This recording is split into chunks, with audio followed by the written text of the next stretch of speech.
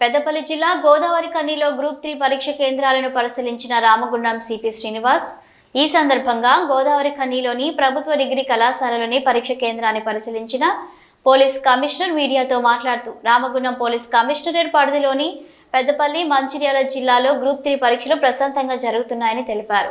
Police బందోబస్తు మధ్య group 3 పరీక్షలు ప్రశాంతంగా కొనసాగుతున్నాయన్నారు. రెండు జిల్లాలలో కలిపి 24,422 మంది అభ్యర్థులు పరీక్షలకు హాజరయ్యారని అన్నారు. పరీక్షలు ముగిసిన తర్వాత జవాబు పత్రాలను పోలీస్ భద్రత మధ్య హైదరాబాద్కు తరలిస్తామని తెలిపారు.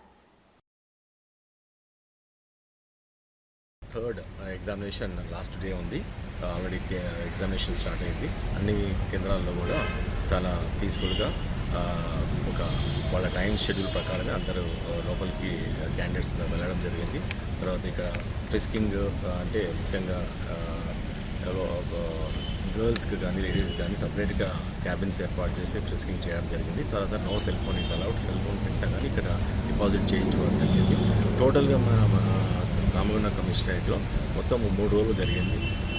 దీంట్లో భాగంగా 18th రోజు 17th రోజు 2 ఎగ్జామ్స్ జరిగినాయి. తర్వాత ఈరోజు లాస్ట్ ఎగ్జామ్ జరిగింది. దీని తర్వాత మొత్తం అన్ని కలెక్షన్ పాయింట్స్ లాగా ఎలక్షన్లో ఎట్లా చేసామో అన్ని కలెక్షన్ చేసుకొని ఐడిఓసి అంటే మంచిర్యాలకి తర్వాత పెద్దపల్లికి అన్నీ చేరుకుంటే అక్కడి నుంచి ఫుల్ ఎస్కార్ట్తో హైదరాబాద్కి చేరుకుంటాయి. దీంట్లో భాగంగా మనకి టోటల్గా ఎగ్జామినేషన్ సెంటర్స్ మొత్తము మనకి రూట్స్ 9 ఉన్నాయి ఇక్కడ మంచిర్యాలలో. తర్వాత పెద్దపల్లిలో 6 రూట్స్ ఉన్నాయి.